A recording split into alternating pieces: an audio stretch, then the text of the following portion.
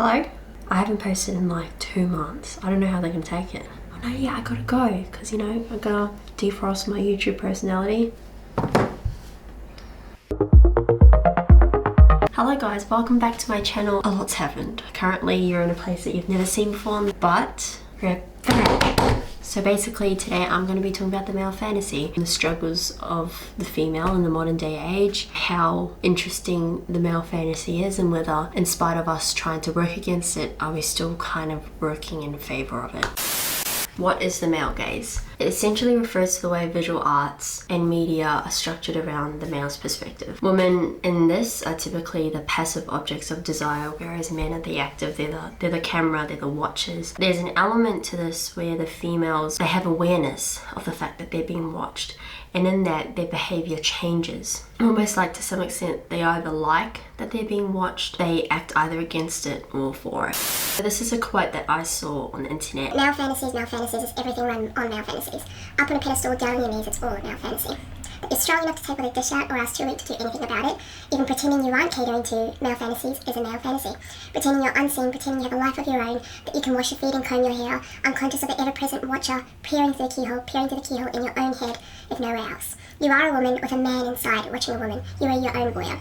And this is reinforcing the idea essentially that the woman's primary role is to be the object of desire. So there's this film technique and it's called voyeurism. And basically it's this concept that you're impeding on someone's privacy. It's typically in the form of a male and then looking at a female. This perspective has been used throughout many films where, you know, women are innocently getting changed and Lord, the window's wide open. They're getting full ass naked. I saw it especially in like Transformers with Megan Fox. And just the way that back in the day, the 2000s era, women were always the object of being watched, object of being perceived. And I think that's influenced our perception of self and our perception of value, how we think men see us. Because like the quote said, we have a man's mind living inside of us. Now, we've obviously got the more extreme examples. There's also more softer and gentler examples from movies like Tangled, or those Disney type films where women are, I don't know, lost in a trance or admiring something and men are always looking over at them. There's this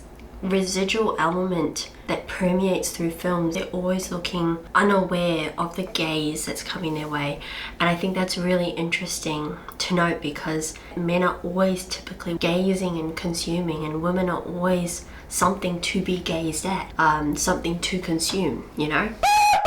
I think with the rise of social media and sharing your life publicly online, there's been this almost accelerated paranoia about the male fantasy. People can have opinions on you when they know absolutely nothing about you. People in the 50s, right up until probably the 90s, why did female celebrities survive much longer culturally and socially? Social media has created an increasingly invasive insight into female celebrities' lives, and in turn affected their sustainability and their longevity over time. Social media, being something originally made to connect people across the globe, has now been weaponized.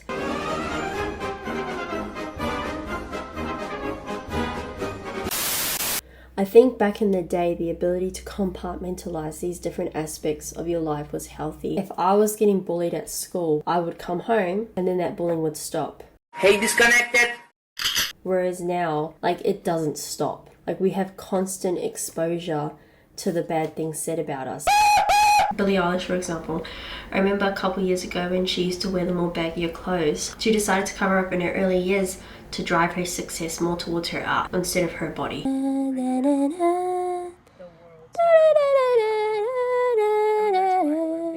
don't wanna get fucking copyrighted.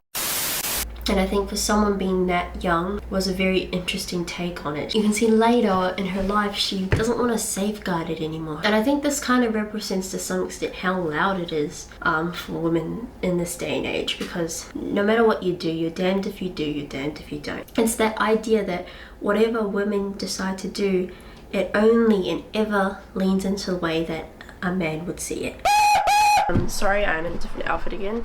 This video is actually quite difficult to make. But anyhow, this next point that I'm going to bring up is that the feminine or feminine ideas are not allowed to be lucrative. That explains why women when they first enter success, everyone praises them, everyone puts them on a pedestal, but once they've, you know, been in the game for too long, they're brutalized and they're criticized for it. And I think the feminine is only allowed to be successful for so long before society deems them not useful anymore. There's this quote that she wrote for her Times Person of the Year article, and it says, "What fuels patriarchal society? Money, flow of revenue, the economy." So actually, if we're going to look at this in the most cynical way possible, feminine ideas becoming lucrative means that more female art will get made, and that's extremely heartening. I think Taylor Swift kind of reflects more so that women can't survive for long. Women are only allowed to be effortlessly successful. They're not allowed to be strategic, they're not allowed to be calculated, and they're not allowed to want success. They should just stumble into it. So Taylor Swift, I think her career is a very interesting take on it because she's gone through a lot. She was someone, I guess, very different in terms of how she approached music, of how she approached entertainment. Her virality was based off of this girl that just wanted to be in love. That separated her from most of the people. She wasn't trying to be a girl boss. She wasn't trying to be Miss Independent, which was very, very popular early 2000s. I saw this comment on Instagram, and I thought it was such an interesting comment because, you know, this person commented that all she is a musical black widow, basically implying that she weaponizes her words and her art on the men that she's dated. And I think that she's always been labeled to be this serial dater, and I think that for that to have changed from when she was younger as someone who just wanted to be in love to now be a musical black widow, I think that really does reflect to some extent the ideologies that people kind of place onto women. You know, like she said in her interview, women are not allowed to be strategic, they can only be calculated.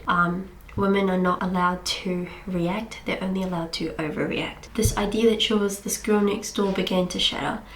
And this idea that she was in fact quite a smart and clever woman began to arise, and people started to dislike her for it. Women are by default not allowed to have earned success. They're only allowed to stumble into success. I see it in the way, you know, women are treated when they first enter success. The whole world's on their side, they're getting the immense support and they're on top of the world. But when women are in the game for too long, people try and tear women down because in people's minds, you're only allowed to humbly kind of receive your success. You're not allowed to withstand the test of time. I think there's this expectation, that silent expectation, that you're only allowed to stumble, you know, into love, into success, into money, but you're not allowed to be the forefront of it. You're not allowed to be the voyeur of the things in your life. It's only, I guess, meant to be given to you. And I don't know if that falls into, like I was telling you before, about the perspectives, like especially in like Disney films, how women are always meant to look effortless, that maybe a woman taking charge of her life and, you know, being a boss and I guess adopting these male or masculine traits is a way of kind of saying that they're not effortless. You know, I don't know, it's interesting.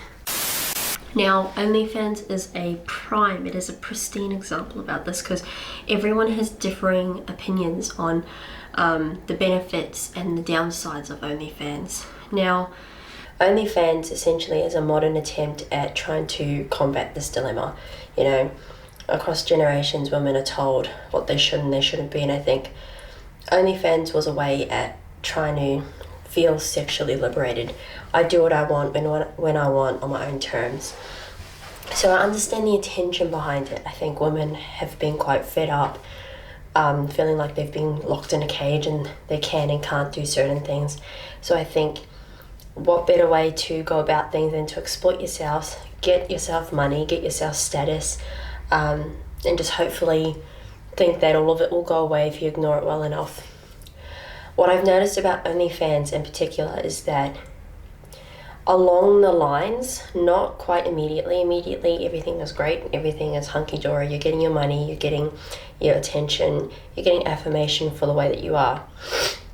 along the lines later, you become desensitized. And I'll add some examples, but my mental health since I've started this has just slowly like been on such a decline. Like I feel a little bit dead inside. I feel completely desensitized. Not to sound funny, but I really don't feel any type of desire or like attraction to men in general anymore. Just at this point, and I'm like willing to admit this now, there's no amount of money that you can give me right now to like make me feel like giving myself away in certain aspects, even if they're just a few photos or whatever online. It almost isn't worth it anymore. And while I did have such a strong start and it was so much fun in the beginning, after getting burnt out, I started to just feel really differently. There are a lot of women who suffer from mental health issues because they are stripped right down to their body.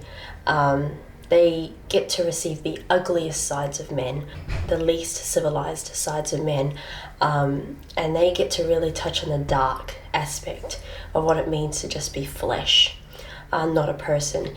Women, in the attempt on trying to navigate through this dilemma, the struggle of being a woman, have tried to find an outlet which hasn't been successful.